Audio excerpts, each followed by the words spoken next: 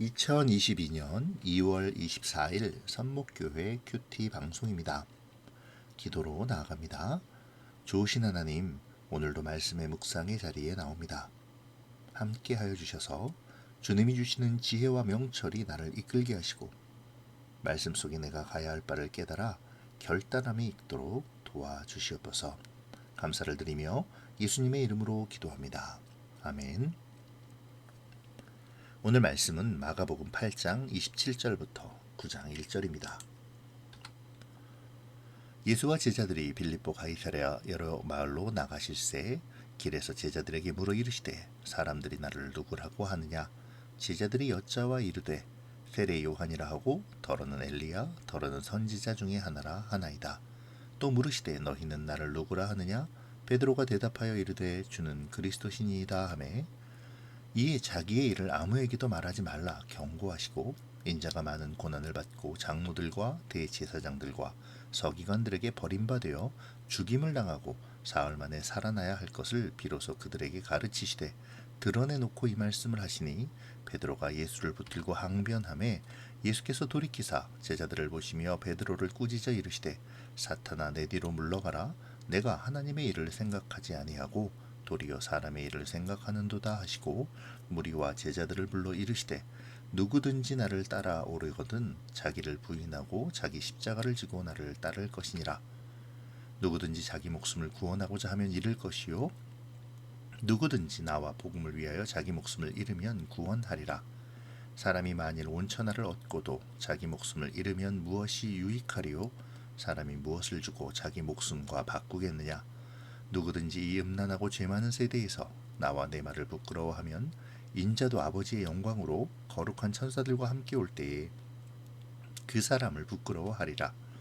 또 그들에게 이르시되 내가 진실로 너희에게 이르노니 여기 서 있는 사람 중에는 죽기 전에 하나님의 나라가 권능으로 임하는 것을 볼 자들도 있느니라 하시니라.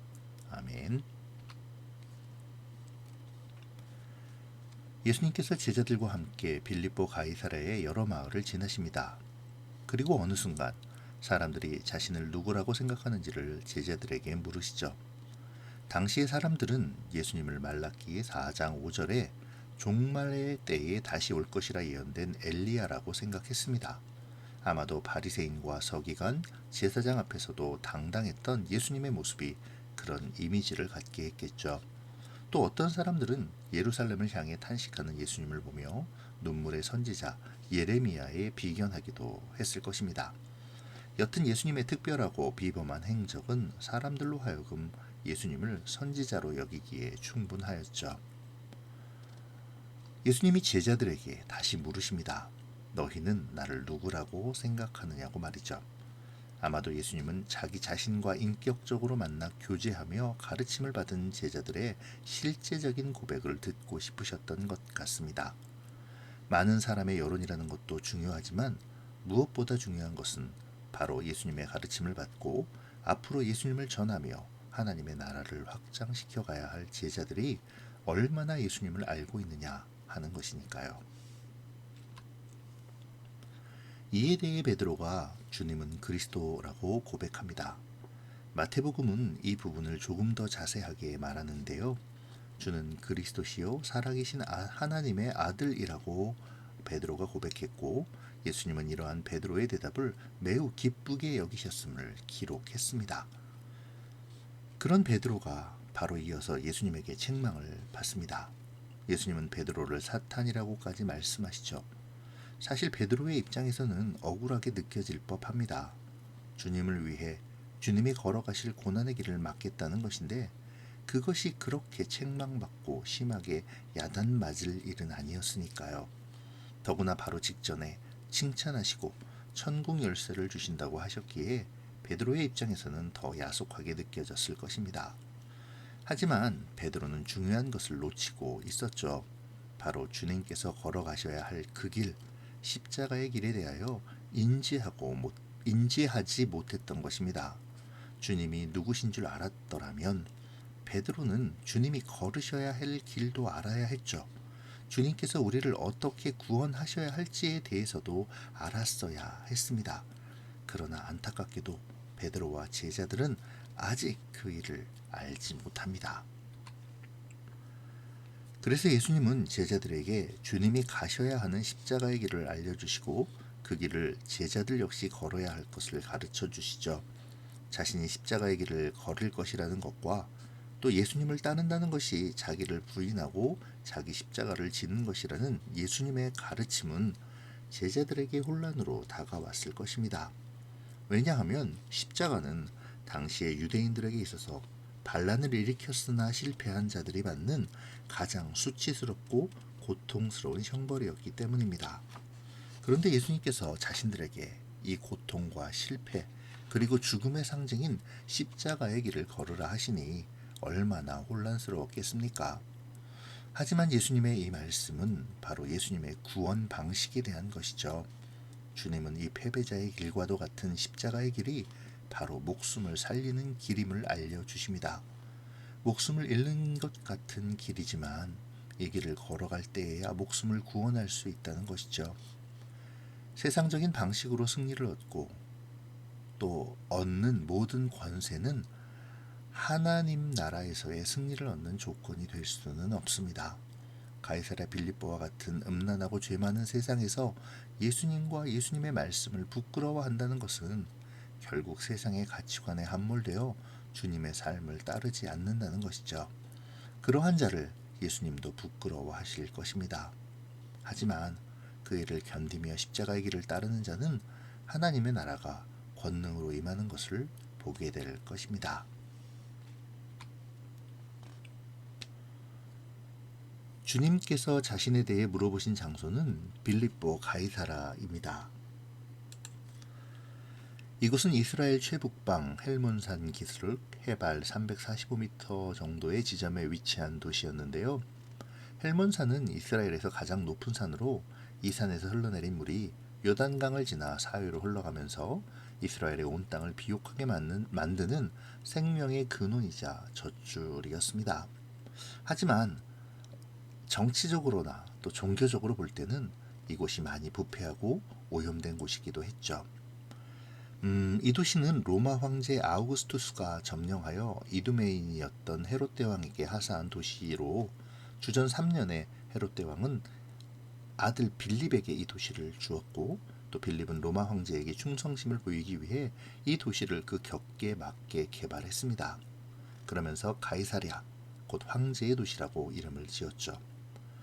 이미 지중해 해안에 가이사라라는 이름의 항구 도시가 있었기 때문에 그것과 구별하기 위해서 빌립은 뒤에 자기 이름을 삽입해서 가이사랴 빌립보라고 불렀던 것입니다. 당시 어떤 도시에 로마 황제를 상징하는 케사르, 곧 가이사랴라는 이름을 붙이려면 그에 걸맞는 모습을 갖춰야 했는데요. 그 도시의 중심이나 가장 높은 곳에 반드시 황제를 위한 신전이 자리 잡고 있어야 했고 도시의 구성원들은 황제 숭배의 의식에 참여해야 했습니다. 그러므로 그곳 시민들은 황제를 자신의 구원자로 고백할 것을 강요당했으며 거부하는 성도들은 죽임을 당하기도 했었죠. 가이사랴 빌립보는 세상 욕심으로 가득 찬 빌립이 자기의 출세를 위해 세상의 가치관과 철학으로 가득 채우고 황제가 우리의 안전이며 보호이고 구세주라고 고백하지 않으면 핍박을 당할 수밖에 없게 만든 곳이었습니다. 주님께서는 바로 이러한 곳 한복판으로 제자들을 이끌어 가셨고 그곳에서 진정한 세상의 주인과 통치자에 대해 물으심으로 메시아에 대한 그들의 믿음을 선언하게 하신 것이죠. 오늘날의 우리도 마찬가지입니다. 우리는 늘 다수의 생각을 좇아 편하게 살아가고자 하는 삶의 현실이 있죠. 어쩌면 예수님의 이 말씀은 우리의 현실과 동떨어진 말씀처럼 느껴질지도 모르겠습니다. 가정이나 학교, 직장이나 사회 어느 곳을 가도 그곳에서 통용되고 강요되는 논리와 가치관을 만나며 적응해야 한다고 생각하기 때문이죠. 하지만 우리 주님은 그런 세속의 한복판에서 우리를 향하여 너는 나를 누구라 하느냐라고 묻고 계십니다. 단지 예수님을 아는 단계에서 벗어나 그 인식을 바탕으로 무엇을 해야 할지 고민하며 실천하는 진정한 믿음의 삶을 요구하시는 것이죠. 예수님께서 당시에 나를 누구라 하느냐고 물으신 것은 제자들로 말미암아 동고동락하며 배우고 익힌 것, 그것을 삶을 통해 나타내라는 그 고백을 원하신 것이었죠. 오늘날 가이사랴 빌립보와 같은 시대를 살아가며 우리는 단지 신앙의 교리를 외우고 아는 것을 넘어 우리의 삶을 통해 관계 맺은 예수님을 고백할 수 있어야 합니다. 예수님은 베드로에게 사탄이라고 책망하십니다. 베드로의 입장에서는 매우 억울한 일이 될 수 있었겠지만 베드로가 한 가지 사실을 간과하고 있었다는 것, 바로 자신의 관점이 아니라 하나님의 관점에서 생각해야 한다는 것을 간과하고 있었다는 것은 베드로가 책망을 받아 마땅한 그러한 것이었습니다. 사탄은 교묘한 계략으로 우리를 넘어뜨리려 하죠. 베드로처럼 칭찬받고 무엇인가를 이룬 다음에 넘어지게 하려 하는 계략을 쓸 때가 많습니다. 왜냐하면 이루었다, 무엇인가 내 힘으로 해냈다라는 생각은 찰나의 교만을 갖게 하고 그 찰나의 순간을 사탄이 이용하기 때문입니다. 나의 모든 순간에서 나의 생각과 나의 판단을 내세우는 것은 사탄에게 나를 내어 던지는 것과도 같죠. 그렇기에 우리는 늘 경계하며 깨어 있어야 합니다. 내 생각이 아니라 하나님의 일을 먼저 생각해야 하죠. 말씀과 기도로 하나님의 뜻을 구하기에 게을리하지 말아야 할 이유입니다. 오늘 우리는 하나님의 뜻을 구하며 나의 생각과 판단을 버리는 훈련을 하고 있습니까? 말씀에 나의 삶의 기준을 삼고 기도의 삶을 살아가고 있는지요? 9장 1절의 말씀은 8장과 연결되어 있습니다. 마태복음에서는 이 구절을 16장 마지막 절에 놓았었죠. 이 말씀은 난해 구절로 인식되기도 합니다. 왜냐하면 하나님의 나라가 권능으로 임한다는 것이 마치 예수님의 재림을 말씀하신 것으로 생각하고, 또 그렇다면 제자들이 죽기 전에 오신다는 말씀이 이해될 수 없기 때문입니다. 그래서 학자들은 이 말씀이 1차적으로는 뒤이어 나올 변화산의 사건을 의미한다고 해석하죠. 예수님은 3명의 제자들을 데리고 변화산으로 가십니다. 그리고 그곳에서 하나님의 권능과 영광이 가득한 모습을 보이시죠.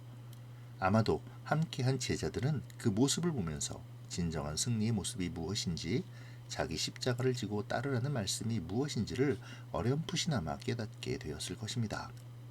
세상적으로 보기에는 패배자의 길이요, 괴롭고 수치스러운 길이지만 그 길이 하나님의 영광과 권능이 임하는 길이며 세상의 모든 영광과 권세를 하찮게 만드는 길임을 알게 된 것이죠. 세상은 승리의 길이 화려하고 권세가 있으며 다른 사람 위에 군림하는 길이라고 주장합니다. 그래서 자신의 성공을 위해서라면 다른 사람을 짓밟는 일도 당연한 일이 되어버렸죠.